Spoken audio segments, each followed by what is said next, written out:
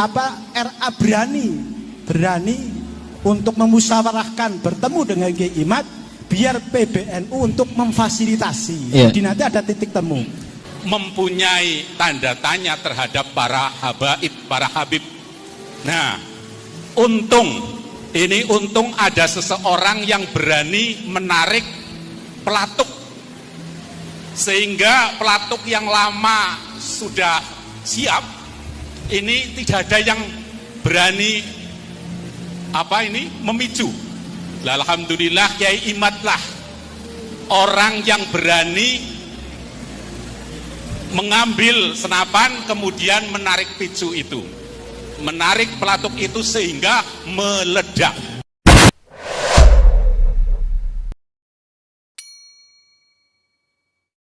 Assalamualaikum warahmatullahi wabarakatuh. Alhamdulillah salatan wassalaman ala rasulillah, amma ba'du. Fa ya ashabal fadail, Bapak Kiai Haji Sahal, Kang Tubagus Moki, Kiai Ridho, dan yang lainnya, para hadirin peserta seminar Pondok Pesantren Al-Ikhlas Aqsal Madinah.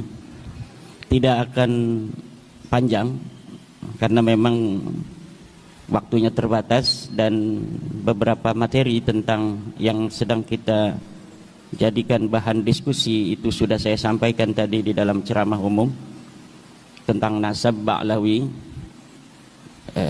Secara garis besar bahwa para habaib yang mengaku keturunan baginda Nabi besar Muhammad SAW itu bukanlah keturunan baginda Nabi besar Muhammad SAW.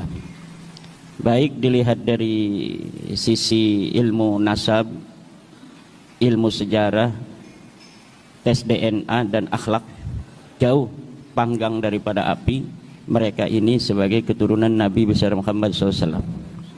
Dan kesimpulan itu diperkuat oleh bukan hanya dari berdasarkan tesis saya, tetapi berdasarkan juga dari kesimpulan ilmiah scientific modern berupa tes DNA yang dilakukan oleh anggota Badan Riset dan Inovasi Nasional, Bapak Dr. Sugeng Sugiharto dan Bapak Dr. Ari Kaim.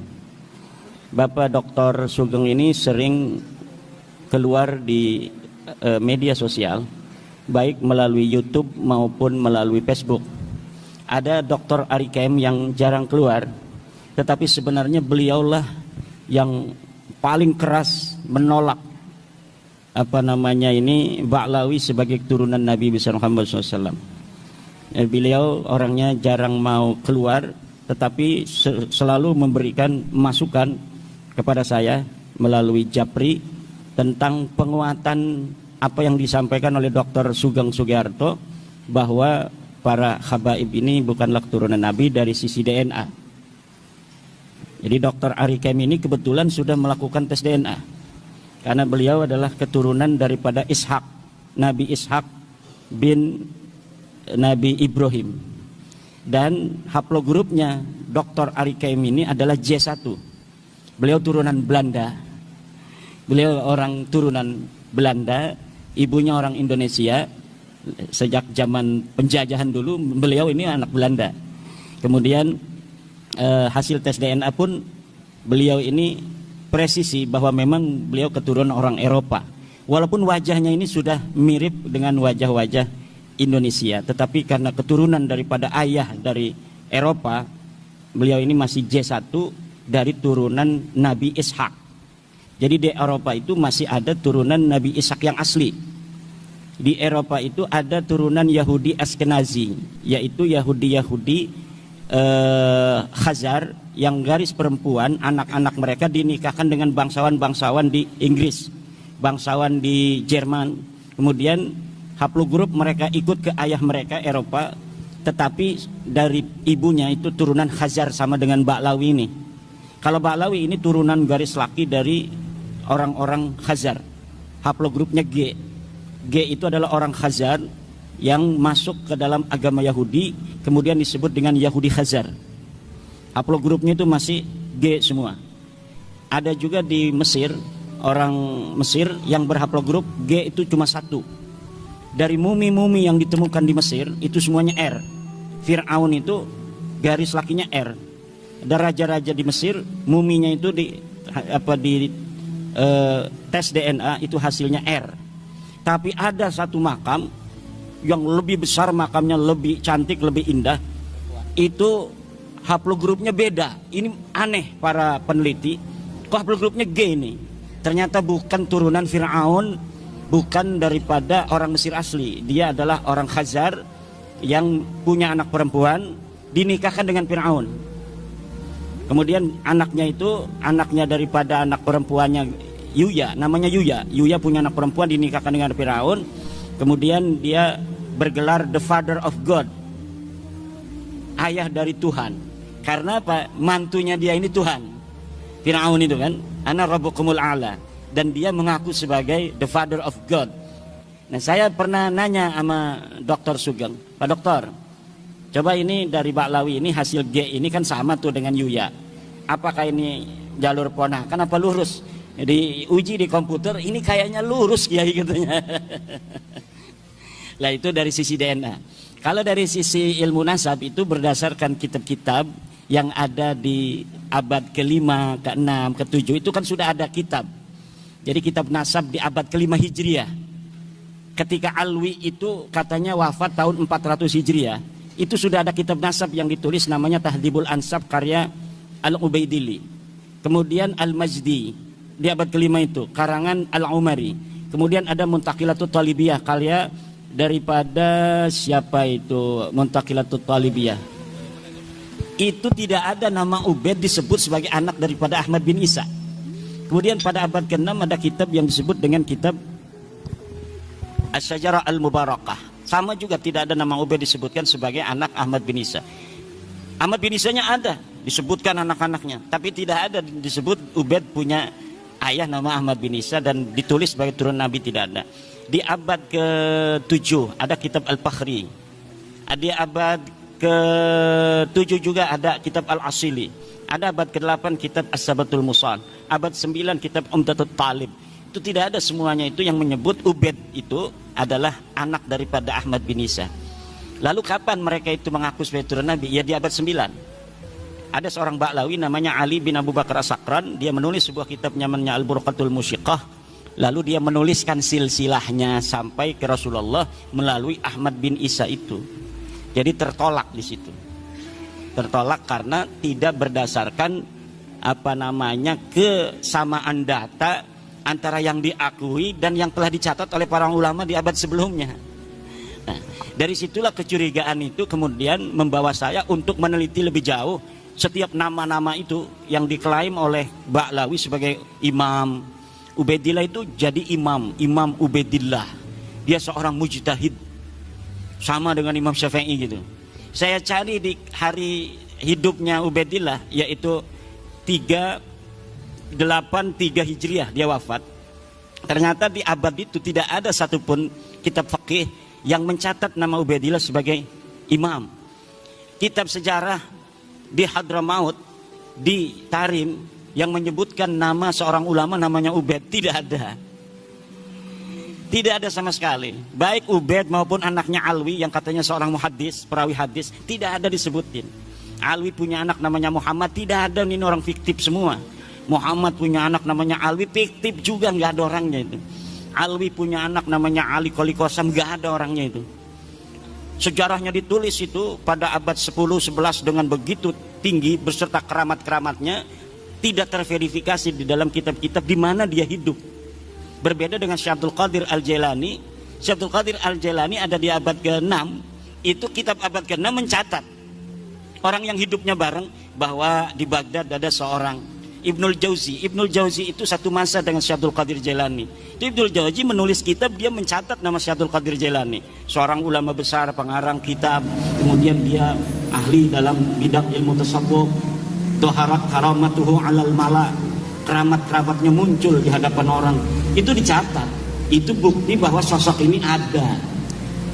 Tapi kalau seorang yang hari ini dikenal ulama besar di abad ke-4 seperti Ubaidillah, tapi sama sekali tidak ada jejak-jejak peninggalan baik berupa tulisannya maupun ditulis oleh muridnya ataupun diceritakan oleh orang lain yang semasa hidupnya dengan dia, maka sosok itu tidak bisa dikatakan sosok yang eksis, tetapi dia adalah sosok yang fiktif.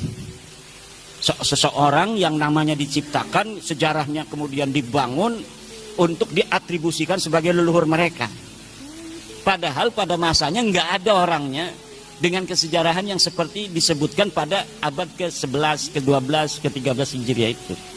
Kebanyakan kitab-kitab Ba'lawi yang menerangkan tentang leluhur mereka itu dikarang sejak abad 9, tapi belum rapi sejarahnya oleh Ali As-Sakran di abad 9, 895 Hijriah. Kemudian diperbaharui, ditambahkan kisah-kisahnya oleh kitab Al-Ghurar karya Ali Khirid Ba'lawi pada 960 Hijriah. Kemudian ditambah lagi lebih sempurna sejarahnya itu, jadilah Faqih Muqaddam itu di dalam kitab Al-Masra'ur Rawi abad 11. Nanti di abad 12 ngarang lagi lebih hebat lagi keramat-keramat sampai Mi'raj segala macam itu. Itu semakin lama semakin dibikin-bikin sejarahnya yang glorifikasinya lebih tinggi dari sebelumnya. Nah, kenapa kita bisa mengatakan seyakin-yakinnya mereka palsu? Karena glorifikasi itu. Jadi karena mereka rajin menciptakan sejarah sendiri yang tidak sesuai dengan sejarah masa lalu, akhirnya kita mudah memverifikasinya. Karena orang yang membuat sejarah di hari ini misalnya, saya mengaku berguru kepada Kiai Sahal, sementara orang-orang yang ada di Kiai Sahal kan tidak sendirian, ada murid-muridnya Kiai Sahal. Nanti muridnya ditanya, apa betul ada seorang nama Imaduddin muridnya Kiai Sahal? Tidak ada. Karena apa? Seseorang tidak akan berdiri sendirian. Misalnya lagi, Bapak ngaku-ngaku 2024 sebagai anggota PWI pengurus Kabupaten Purbalingga. Kan ada SK-nya. Dia bikin tuh SK-nya, dihapus nama satu orang, dimasukin nama dia. Akhirnya pas diverifikasi di pengadilan, mana kamu ngaku-ngaku anggota pengurus PWI ke Kabupaten Purbalingga? Ini, bener ada kopnya, ada tanda tangannya. Kiai Haji Dr. Abbas Bili Yahsi MA, ya kan? Pas coba yang lain diambil juga 3, sama tanda tangannya sama, kopnya sama, tanggalnya sama, tapi ini mah namanya Jainuddin, pas ini mah Ba'lawi namanya. Karena yang merubah si Ba'lawi sendiri. Coba yang lain lagi, yang SK-nya yang sama, ternyata memang ini beda sendirian. Ditetapkanlah yang beda sendirian ini nama Ba'lawi ini palsu. Karena apa? Sejarah tidak pernah lahir sendirian. Dia akan terkait dengan orang-orang lain. Dan cara itulah yang saya dapatkan untuk mengetahui kebohongan-kebohongan sejarah Ba'lawi dengan memuqabalah antara satu kitab dengan kitab yang lainnya, satu manuskrip dengan manuskrip lainnya, kesejarahan yang mereka ciptakan, kemudian dapat terverifikasi kedustaannya karena ada kesaksian kitab-kitab yang lain yang tidak menyebutkan nama yang disebutkan oleh Ba'lawi ini. Contoh, sudah sebentar lagi, Muhammad Shahib Mirbat, katanya dia ulama besar yang ada di Mirbat. Dia guru dari Imam Al-Qal'i. Saya cari Imam Qal'i ini siapa? Ulama besar. Disebutkan di dalam tulisan orang lain, Imam Qal'i ini adalah ulama paling besar di Mirbat. Siapa gurunya? Tidak ada gurunya disebut Muhammad Shahib Mirbat. Dan dia menyebutkan nama-nama gurunya, disebutkan nama-nama muridnya. Tidak ada orang yang namanya Muhammad Shahib Mirbat disebut, baik sebagai guru, sebagai murid, atau sebagai sahabat. Saya cari seluruh kitabnya itu yang ada di abad ke-6, ke-7, nggak ada yang menyebutkan seorang di Mirbat, ada yang namanya Muhammad bin Ali Shahib Mirbat. Jadi besarnya nama Muhammad Shahib Mirbat di abad 11-12 itu yang ditulis dalam kitab Ba'lawi tidak terverifikasi di masanya. Karena kitab yang ditulis di masa itu sudah banyak. Dan sama sekali di Difar tidak ada ulama yang bernama Muhammad bin Ali Shahib Mirbat. Bahkan nama Shahib Mirbat terverifikasi nama orang lain. Jadi ada sebuah kitab menyebutkan Shahib Mirbat itu untuk seseorang namanya Muhammad Al-Akhal Al-Manjawi Sahibu Mirbat. Jadi Ahmad bin Muhammad Al-Akhal Sahib Mirbat itu nama raja di Mirbat. Diambil nama Sahib Mirbatnya itu menjadi apa namanya gelarnya dia. Muhammad bin Ali-nya diciptakan. Muhammad bin Ali-nya diciptakan dan terverifikasi nama ini fiktif.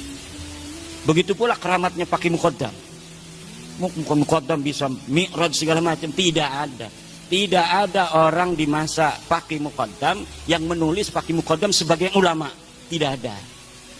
Jangankan keramatnya besar, sebagai ulama saja tidak ada. Demikian untuk yang selanjutnya itu kita bisa diskusi.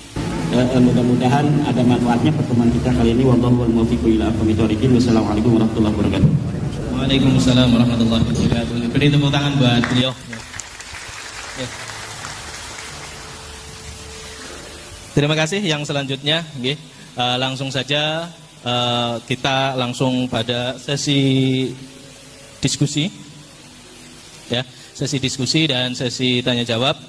Sebelumnya kita sepakati terlebih dahulu ya, acara kita maksimal sampai jam 5, maksimal sampai jam 5. Monggo untuk pertama Sohibul Wilayah Pak Wahid, monggo.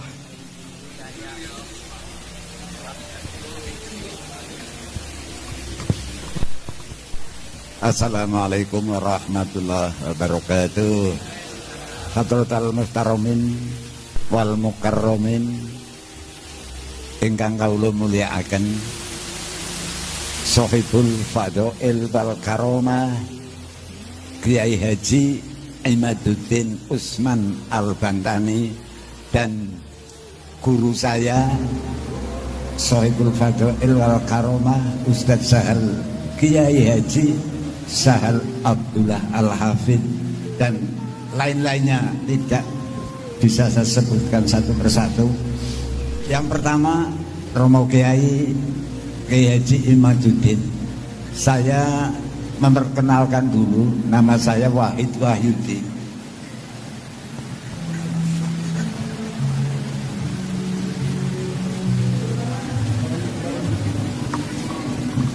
Nama saya Wahid Wahyudi yang tadi disebutkan oleh moderator Sohibul Wilayah.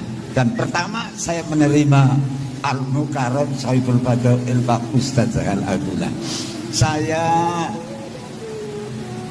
mengucapkan banyak-banyak terima kasih atas pencerahannya yang ditunggu-tunggu oleh warga NU, karena saya lahir juga NU. Di perut ibunya saya juga NU. Tapi alhamdulillah saya tunggu-tunggu, guru-guru saya juga merasa ketakutan. Kalau ada Habib bagaimanapun tetap dihormati karena mengaku Dzurriyyatur Rasul. Lah, kok dari dulu kok gak ada Pak Imaduddin, Pak Kiai, kok dari dulu tidak ada. Tapi mboten napa-napa, terlambat, lebih baik terlambat daripada kecepatan masuk rumah sakit. Itu filosofinya naik kendaraan. Saya teringat barangkali salah, apa betul, saya sih dari dulu kurang senang sama Habib. Guru saya itu mengajarkan begini, kok nanti salah ya tolong nanti direvisi. Jadi yang punya unek-unek sama ya nggak usah bertanya, mau kok pengen, okay? Itu kata guru saya, laisal ansub bin nasab walakinnal ansub bil ilmi wal amal. Sehingga itu saya senang sekali, karena dengan ilmu kita tahu, apalagi tadi diberikan pencerahan oleh Al-Mukarram sangat luar biasa. Kok yang bangkit, kok yang di pinggir kali Lawing dulu, bukan di pusat, padahal kita menunggu sudah babak belur. Pak Kiai sudah babak belur, Kiai seluruh Indonesia. Tapi kok PBNU-nya kok diem-diem saja, kayak umpetan gitu loh ya. PBNU-nya itu untuk bemper saya, karena saya orang awam. Ya, apalagi PCNU Kabupaten Purbalingga ya orang punya daya kekuatan karena yang di pusat saja diam. Nah, untuk itu sekali lagi saya doakan Al-Mukarram Bapak Haji Imaduddin mudah-mudahan setelah memberikan pencerahan diberikan keselamatan.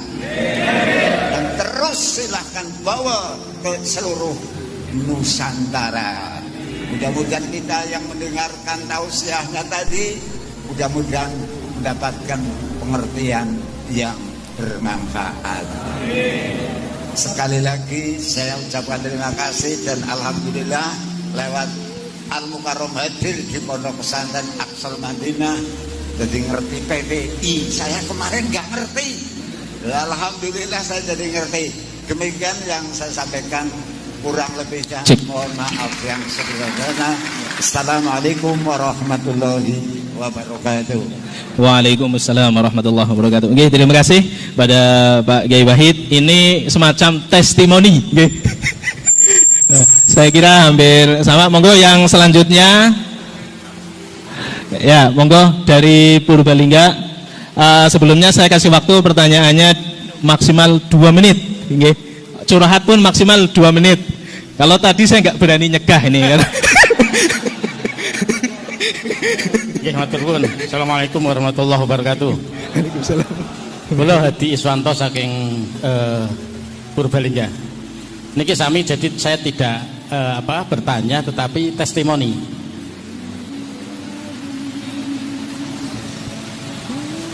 Testimoni apa yang saya alami sendiri. Jadi tahun 2021 saya itu mau ke Jombang Tebuireng nengok anak saya karena nyantri di sana. Sampai di Semarang saya dicegah sama teman saya di Semarang, namanya Agung, tapi saya biasa manggil Tisen, itu teman kuliah saya. Terus ternyata si Agung tadi yang dulu teman kuliah saya sekarang jadi juru kunci makam. Namanya Raden Tumenggung siapa, terkenal makam Mbah Dipok di Semarang, di Kampung Petempen. Monggo saged dipun pirsani teng Facebook, teng YouTube wonten. Terus saya karena tahun 2021 belum ramai, saya ziarah di makam itu. Habis itu saya ke Jombang, 3 bulan setelah itu teman saya tiba-tiba jatuh sakit dan akhirnya 2 minggu kemudian meninggal teman saya itu. Tetapi beberapa hal yang dapat saya sampaikan di sini, waktu saya ketemu dengan teman saya itu, hampir tiap tahun teman saya itu setor hasil infak makam itu ke Abah Lutfi bin Yahya Pekalongan. Itu hampir tiap tahun, dan itu kata teman saya itu minimal 5 karung hasil infak itu. Nah, bilalah tahun karena teman saya sudah meninggal tahun 2021, itu bulan April, berarti 3 bulan berikutnya sekitar April, Mei, Juni, Juli lah beliau meninggal. Terus tahun 2023 kemarin makam Mbah Depok itu ternyata dibongkar. Jadi saya jadi kaget juga waktu itu. Saya ke Semarang ketemu dengan istrinya si teman saya Agung itu. Ternyata karena Agung itu punya syahadah asli dari Habib Lutfi, dan makamnya itu ternyata kosong. Jadi itu testimoni pertama. Jadi itu menjadi keyakinan saya dalam mensikapi satu, yang kedua mengambil keputusan saya sama keluarga saya bahwa hakul yakin bahwa Habib itu bukan dzurriyyatur Rasul. Itu pertama. Yang kedua, pada bulan Juli kemarin, saya Kang Sair ini sedikit lagi. Pada bulan Juli kemarin, 1 bulan yang lalu, saya diamanati dari orang tua saya disuruh menjual mobil Panther tahun 97. Lah, ada teman Muhyiddin Purbalingga berdomisili di mana? Di Bojongsari, nelpon saya. Kang, nyun sewu, saya mau lihat mobilnya. Akhirnya mobil itu saya parkir di garasi. Terus saya lihatkan, si orangnya itu bilang, ini yang mau beli bukan saya Kang, tapi Habib Salim dari Selawi. Nah, akhirnya karena Habib saya tetap hormat, karena saya pernah punya guru, Habib Lutfi itu guru saya. Saya tahun 87 sampai tahun 90 waktu saya aliyah, saya mondok di Pondok Pesantren Ribatul Muta'alimin di Pekalongan, di Nahrawi. Jadi saya tiap seminggu sekali itu biarin. Terus saya tiap hari Minggu itu saya selalu ikut rutinan tempatnya Habib Lutfi, Simtud Duror sama Rotib Al-Haddad. Jadi 2 hal itu yang saya ikuti selama 3 tahun saya ikut Habib Lutfi.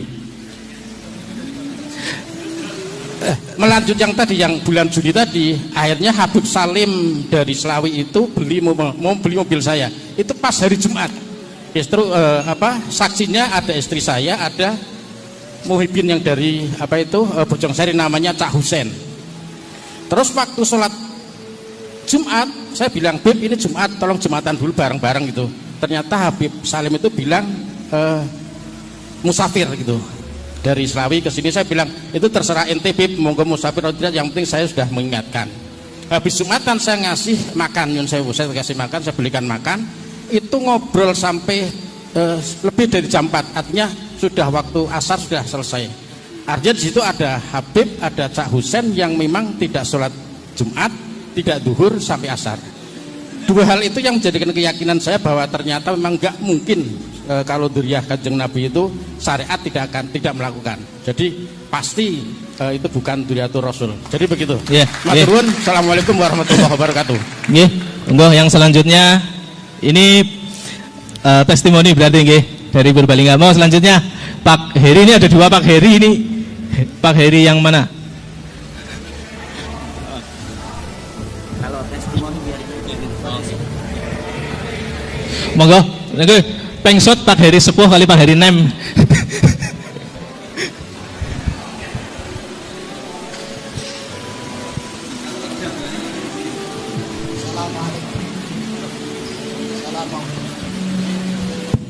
Assalamualaikum warahmatullahi wabarakatuh.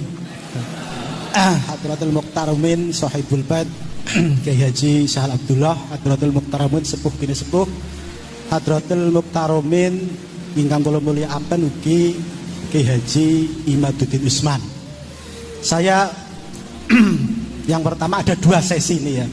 Yang pertama memberikan apresiasi dan penghargaan terhadap Kiai Haji Imaduddin Usman, karena saya sebetulnya sudah lama mempelajari secara ketertarikan tesis. Pada tahun 2018 saya itu kaget ini, pada saat itu ada sebuah kiai dari Banten yang nulis tesis tentang pembatalan nasab Ba'alawi. Terus saya tanya, saya buka literasi dan saya cari kurikulum vitae, ini kiai kok berani. Jadi saya mengasih rivet kepada Kiai Haji Kiai Imad. Yang jelas pada saat itu saya membuka tesis dan sedikit membuka tentang prokes-prokes perdebatan antara Kiai Imad dengan Gus Rumel.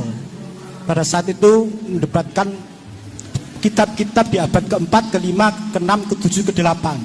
Dan terakhir membahas kitab yang dikarang oleh Ali Sakron yang mencantolkan nasab Ubaid bin Ahmad yang termasuk Ba'alawi. Jadi yang pertama saya mengasih apresiasi keberanian Ki Imad tentang tesisnya. Dan yang kedua, permasalahannya adalah karena yang menghormati dan yang mentakdimi itu Habib Ba'alawi itu orang NU sendiri. Permasalahannya adalah bagaimana bisa bersinergi antara tesis yang dibikin oleh Ki Imad dengan kepengurusan PBNU. Saya mendengar dan menyaksikan pidato Rois Am PBNU Kiai Haji Miftahul Akhyar yang sangat kontradiktif dengan Ki Imad gitu loh. Di situ apakah warga NU ini menjadi ada keterpikiran? Kalau saya ya secara ilmiah, secara tesis ya ilmiah, kita bisa dimusyawarahkan antara Ba'alawi dengan tesisnya Ki Imad. Kalau di situ RA berani untuk memusyawarahkan bertemu dengan Ki Imad biar PBNU untuk memfasilitasi. Jadi nanti ada titik temu. Jadi terima kasih, sudah saya catat intinya pertanyaan. Assalamualaikum warahmatullahi wabarakatuh. Waalaikumsalam warahmatullahi wabarakatuh. Monggo sekali lagi. Monggo yang depan, nanti Pak Heri yang depan dulu. Assalamualaikum warahmatullahi wabarakatuh. Yang saya hormati Kiai Imad, yang saya hormati Sohibul Mahad Kiai Syahal. Sebenarnya kita semua mempunyai perasaan yang sama. Bahkan hampir seluruh Indonesia kita mempunyai perasaan yang sama. yaitu mempunyai tanda tanya terhadap para habaib, para habib. Nah, untung ada seseorang yang berani menarik pelatuk, sehingga pelatuk yang lama sudah siap, ini tidak ada yang berani memicu. Alhamdulillah Kiai Imad lah orang yang berani mengambil senapan kemudian menarik picu itu, menarik pelatuk itu sehingga meledak. Lah dari ledakan inilah bermacam-macam kontroversi itu terjadi, sehingga nyuwun sewu kepada Kiai Imad, walaupun secara formal, secara organisasi NU masih menafikan panjenengan, masih tidak mempercayai tesis panjenengan, tapi insya Allah banyak warga negara Indonesia yang sepakat, yang mendukung gerakan panjenengan.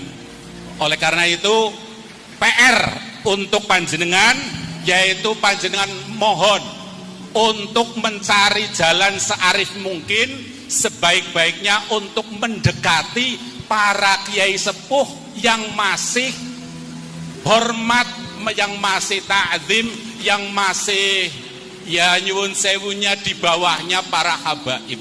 Lah kiai-kiai itulah monggo panjenengan dekati. Gerakan Imaduddin ini mempunyai PR untuk mendekati bagaimana caranya agar para kiai sepuh yang menolak panjenengan itu bisa luluh. Sekian, assalamualaikum warahmatullahi wabarakatuh. Ya, terima kasih. Yang satu lagi, monggo. Assalamualaikum warahmatullahi wabarakatuh. Abdurrahman Sen dari Balai Raksa. Terima kasih kepada Kiai Haji Sahal Abdullah. Terima kasih kepada Kiai Haji Imaduddin Al-Bantani. Hari ini saya lega sekali. Setelah puluhan tahun saya menunggu bahwa Habib Rizik bersama Abdurrahman Wahid berbeda. Dan hari ini saya lega, saya pendukung Abdurrahman Wahid, ternyata Habib Rizik hilang. Yang kedua yang duduk di sini, Kiai Imad, Muhibbin, Habib Lutfi semua. Belum tentu. Nanti dulu, jangan dulu jawab. Sampai bukti di Masjid Balai Raksa ingin kedatangan Habib Lutfi, tidak sampai batunya dibawa ke Balongan, ditandatangani, tanda tangannya masih ada di Masjid Balai Raksa. Itu pertanda bahwa di sini masih Muhibbin Habib Lutfi bin Yahya. Kalau hari ini saya nggak tahu. Kemarin. Yang ketiga, saya urut biar cepat 2 menit kan? Yeah. Yang ketiga, saya sepakat dengan pertanyaan bagaimana dengan kalau saya tidak mengatakan PBNU, saya akan mengatakan dengan Kiai Miftahul Akhyar. 1. Yang kedua dengan pondok pesantren yang ada di Sidogiri. Yang ketiga dengan pondok pesantren yang ada di Jawa Timur, Kediri. Dan bagaimana menyikapi seorang kiai dan anak buahnya yang umatnya ribuan juga masih tetap tidak ke Kiai Imad, juga tidak ke Kiai Habib. Bahkan Habib itu bernaung di situ, yaitu, dan saya salah satunya adalah Muhibbin Mbah Maimun Zubair. Tapi saya sudah menentukan sikap, saya mendukung Kiai Imad. Mbah Maimun Zubair beserta kiai-kiai di bawahnya belum ada yang memberikan sikap tegas. Itu yang di tengah-tengah. Kemudian ada di Kediri, ada yang di Peloso itu, kemudian di Sidogiri. Bagaimana sikap kita ditambah dengan Kiai Miftahul Akhyar. Ya. langkah-langkah itu. Kemudian saya sampaikan jazakumullah khairul jaza. Semoga Kiai Haji Sahal Abdullah panjang umur, manfaat sebagai panutan kita. Yang kedua, Kiai Haji Imaduddin Al-Bantani, terus saya dukung perjuangannya sampai kapanpun untuk menegakkan kebenaran. Dan terakhir, kemarin masih diharamkan tentang tes DNA. Hari ini saya terjawab walaupun baru sedikit oleh pembahasan Kiai Sahal Abdullah tadi pada waktu tentang menerangkan salah satu sirnya Allah adalah tes DNA. Saya menyimpulkan seperti itu. Maka saya bangga hari ini ada sedikit terjawab tentang yang mengharamkan tes DNA. Wallahu muwaffiq ila aqwamit thoriq. Assalamualaikum warahmatullahi wabarakatuh. Waalaikumsalam warahmatullahi wabarakatuh. Terima kasih. Ini sesi pertama ya. Saya tangkap dari beberapa yang telah disampaikan oleh para kiai, para bapak semua tadi. Itu ada yang curhat, ada yang testimoni, dan ada yang bertanya. Nah, saya catat yang bertanya saja. Okay. Yang pertama, ini kepada Kiai Imaduddin, bagaimana supaya bisa bersinergi antara tesis Kiai Imad dengan PBNU. Ini yang pertama. Kemudian yang kedua, ini kayak semacam minta tolong ya, atau perintah kayak gitu. Pak Heri ini perintah, nanti harus nyangoni ya Pak Heri. Ini monggo dekati Kiai Sepuh yang masih di bawah habaib ya, atau belum punya kekuatan. Kemudian yang ketiga ini, bagaimana menyikapi kiai besar atau kiai yang umatnya banyak atau pesantrennya besar tetapi belum berkomentar secara keilmuan, dalam arti masih di bawahnya para habaib. Nah, ini sesi pertama. Kemudian sesi kedua nanti selain ini yang ada hubungannya dengan urusan kemerdekaan adalah hak segala bangsa. Jadi ada kaitannya dengan kebangsaan atau keindonesiaan. Monggo pada Kiai Imad, 3 hal ini untuk dijawab. Terima kasih. Pertama, terima kasih saya ucapkan kepada Sohibul Wilayah Kiai Wahid dan atas doa-doanya. Ini adalah merupakan sebuah alamatun min alamatil khair bagi saya, bahwa memang apa yang saya lakukan itu dinilai oleh tokoh masyarakat ada manfaat yang bisa diambil oleh banyak orang. Buktinya adalah dari pernyataan Kiai Wahid tadi. Untuk pertanyaan bagaimana upaya saya untuk agar pembahasan penelitian tesis saya itu bersinergi dengan PBNU. Ya, saya kira secara kelembagaan PBNU pada hari ini tidak ada kata menolak tesis saya, walaupun memang belum ada kata menerima tesis saya. Tidak ada. Ada beberapa tokoh di PBNU hari ini yang mengatakan terlihat nampak berseberangan itu kan cuma satu orang. Yang jelas-jelas itu beliau menolak. Itu pun beliau menolak bukan pada isi daripada tesis saya. Yang beliau tolak itu adalah karena menurut beliau saya kelihatannya maksa orang untuk mengikuti saya bahwa Ba'lawi ini bukan turunan Nabi. Gus Fahrur itu mengatakan bahwa dia bukan menolak isinya, tapi menolak saya kelihatannya memaksa orang untuk percaya bahwa Ba'lawi itu bukan turunan Nabi. Yang dia inginkan katanya kalau sudah buat tesis membatalkan, ya udah orang mau percaya mau tidak itu biasa perbedaan pendapat. Nah, itu di situ. Padahal memang saya ketika mengatakan bahwa Ba'lawi ini bukan keturunan Nabi, tidak ada memaksa orang. Misalnya Kiai Wahid, kalau nggak percaya awas, nggak ada itu. Adapun ketika terjadi sebuah dinamika dalam forum diskusi, yaitu adalah penguatan dan pendalaman dari materi yang sedang dibahas. Misal, ketika terjadi, saya mengatakan hakul yakin bahwa para Ba'lawi Habib ini bukan turunan Nabi. Itu adalah dinamika dalam sebuah forum, baik dalam sebuah debat, diskusi maupun dalam ceramah. Untuk apa? Agar orang-orang mengetahui kadar keyakinan kita terhadap apa yang kita teliti. Karena orang, terutama orang awam-awam, itu tidak bisa meneliti seperti para kiai. Kiai kan bisa baca kitab.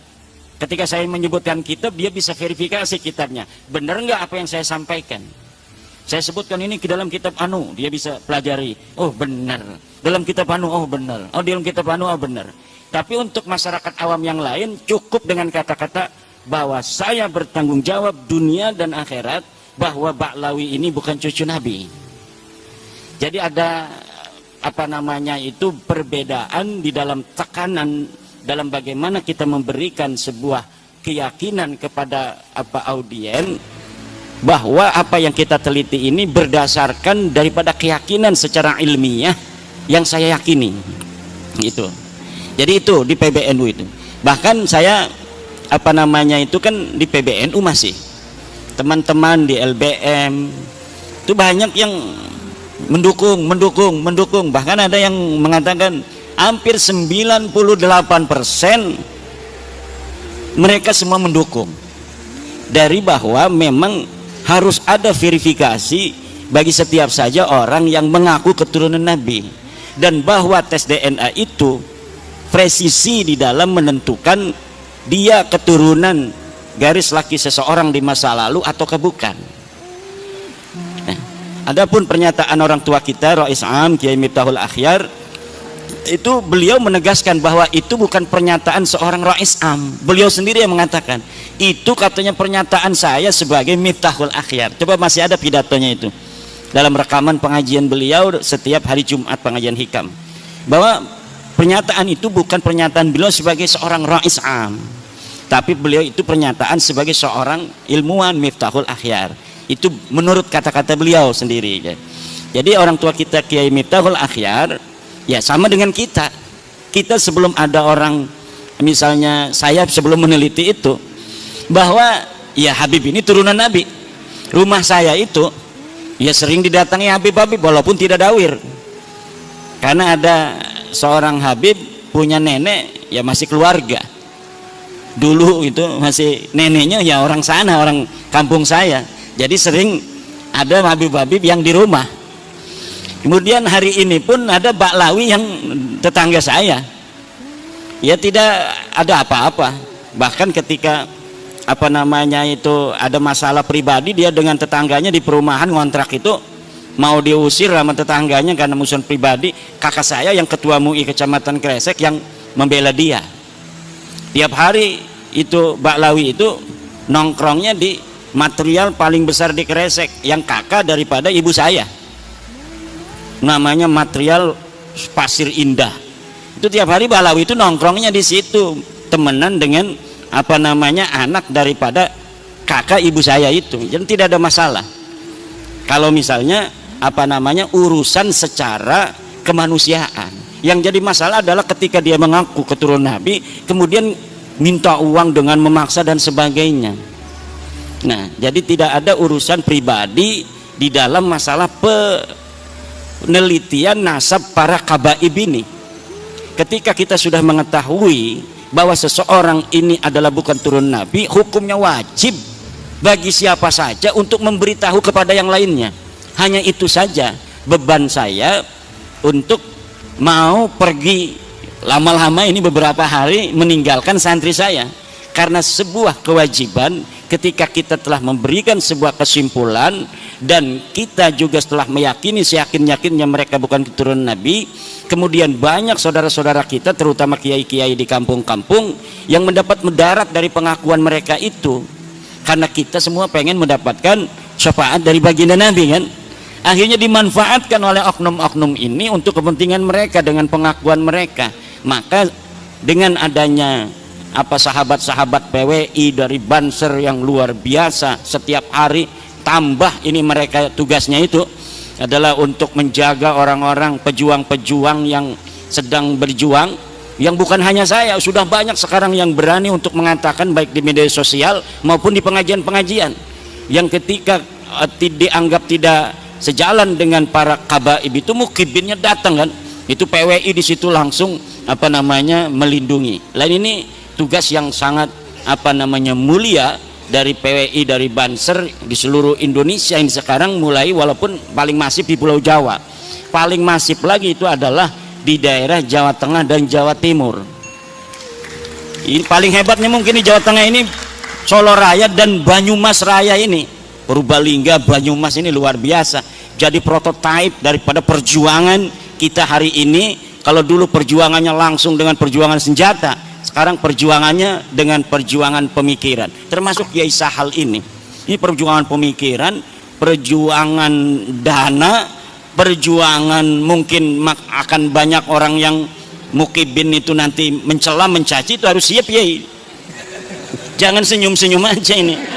Saya itu wajah saya udah nggak ada rupa orang itu di Facebook itu. Saya biasa-biasa aja karena saya menganggapnya itu wajar. Seorang Nabi Muhammad SAW saja itu kan luar biasa. Innahu sahirun kadzab dan lain sebagainya. Ada lagi sahirun majnun kan, gila dan lain sebagainya. Jadi hal-hal yang semacam itu pasti akan ada konflik, walaupun sekecil-kecilnya pun akan ada konflik. Ya semacam ini konfliknya. Mertua dengan menantu, mertuanya dukung saya, menantunya belum, atau sebaliknya mertuanya dukung Kabib, menantunya dukung saya, jadi ada konflik sedikit. Itu pasti dalam kebenaran itu ketika diungkapkan akan terjadi clash. Nabi Muhammad siapa dulu itu yang saling tidak akur? Keluarganya Nabi, Abu Thalib, Abbas, Hamzah, ya kan, Abu Lahab, ya berbeda-beda. Yang langsung menerima hanya Hamzah, Sayyidina Hamzah. Abbas belum. Sampai perang Badar Sayyidina Abbas itu masih perangnya bersama Abu Sufyan, bersama Abu Lahab, Abu Jahal. Kemudian Sayyidina Abu Thalib sampai meninggal tidak terdengar beliau mengucapkan la ilaha illallah, walaupun selalu mendukung. Jadi ada yang mendukung terus tapi nggak mau masuk PWI tapi mendukung, bahkan ngasih uang kalau ada acara PWI, tapi belum pernah ngomong saya adalah percaya, saya yakinnya Baklawi itu bukan cucu Nabi, belum pernah ngomong begitu. Tapi kalau ada acara PWI, nih buat ini ngasih aja sama ketua PWI Ki Ali Ridho tuh, ini 300.000, 400. Nah ini Abu Thalib itu Abu Thalib itu tuh. Nah saya yakin orang tua kita di PBNU itu para aulia-aulia lah. Jadi para pemimpin NU itu kalau sudah diangkat di PBNU itu memiliki kelebihan. Dan apa yang telah dilakukan oleh orang-orang tua kita itu mungkin itu yang terbaik pada saat ini. Itu yang terbaik untuk kita semua. Coba misalnya kalau baru misalnya 2 tahun yang lalu tesis saya ini PBNU dulu yang nerima, dikaji oleh PBNU, diputuskan betul Habib ini bukan turun Nabi, sedang di bawah orang belum paham, apa yang akan terjadi? Bisa di demo betul-betul besar-besaran PBNU. Kemarin aja ada yang demo itu kalau kemarin urusan ecek-ecek itu, urusan sedulur itu, biasa NU itu sedulur itu nanti beres lagi itu orang-orang sedulur semua.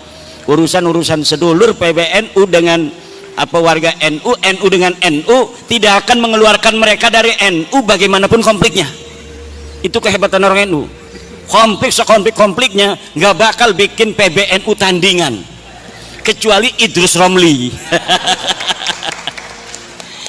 Nggak ada. Sekarang pun Idrus Romli udah nggak berani ngomong NU garis lurus, nggak berani dia. Saya omongin terus NUGL. Wah enggak, kami enggak NUGL katanya. Mana katanya kitab sejamannya tentang NUGL? Emang enggak, tapi kan mereka bikin grup Facebook dulu. Grup Facebook NUGL, bikin sebuah web NUGL. Tapi hari ini mereka nggak mau. Pak Lutfi Basori nggak mau disebut NUGL sekarang. Itu hebatnya NU. NU ini adalah jam'iyatun mubarakatun. Jam'iyatun mubarakatun, organisasi yang penuh keberkahan. Insya Allah pada saatnya semua warga NU akan sepaham dengan kita semua bahwa Habib ini bukan keturunan baginda Nabi besar Muhammad sallallahu alaihi wasallam. Apalagi tuh pertanyaannya? Bagaimana menyikapi yang umatnya banyak ini masih belum mendukung secara keilmuan, jadi masih di bawah Habib. La tahdi man ahbabta walakinallah yahdi mayasha. Pada zaman Nabi juga yang pertama beriman itu selain dari Sayyidatuna Khadijah, Sayyidina Ali siapa? Ammar bin Yasir, ya kan? Siapa lagi tuh? Sumayyah, kan? Orang-orang ya kelas-kelas kita semua, Bilal bin Rabah. Tapi nanti lama-lama semuanya. Kalau dari atas dulu kurang cantik, tapi kalau dari bawah luar biasa itu. Yeah. Nah, saya setuju tentang tadi antara Sayyiduna wa Maulana Abdurrahman Wahid dan Rizik Syihab. Kalau kita ingin tahu bagaimana dia menantang mubahalah kepada Gus Dur dulu, Gus Dur, bawa anakmu, bawa istrimu, ayo kita bermubahalah. Siapa di antara kita yang dapat laknat? Siapa di antara kita yang mati mendapat laknat? Kalau saya dalam kebenaran, maka kau akan mati mendapat laknat. Kalau engkau dalam kebenaran, saya dan keluarga akan mendapat laknat. Mati dalam su'ul khatimah katanya kan, mati hina dina. Gus Dur udah meninggal apa belum? Gus Dur sudah wafat, dan dunia menyaksikan Gus Dur wafat dalam keadaan mulia. Gus Dur wafat sebagai seorang presiden yang diiringi sampai liang kuburnya dengan penghormatan paling tinggi dari negara Republik Indonesia, dihadiri oleh presiden dengan iringan la ilaha illallah oleh para santri. Ribut antara pas pampres, antara protokol negara dengan protokol santri. Pas pampres pengennya pakai dar, santri ya ilaha illallah, ngacak semuanya, pengen menghormati Gus Dur untuk terakhir kali. Ketika dia sudah ditanam, sudah didafnu, kemudian mulai dari dia itu dikubur, doa-doa suci dari masyarakat untuk dia sampai hari ini tidak pernah berhenti. Ini menunjukkan Gus Dur radhiyallahu anhu wafat dalam kemuliaan. Ketika hidup dia hidup dalam kebenaran, menegakkan kebenaran, dan ketika wafat dia wafat husnul khatimah, wafat dalam keadaan mulia. Sekarang tinggal musuhnya yang mubahalah itu. Kita akan saksikan yang berani bermubahalah dengan Gus Dur itu bagaimana akhir hidupnya, dan hari ini alamannya sudah mulai nampak. Bagaimana setiap hari dia merendahkan dirinya dengan kehinaan, terus menuju titik nadir kehinaan yang paling hina dina. Terima kasih.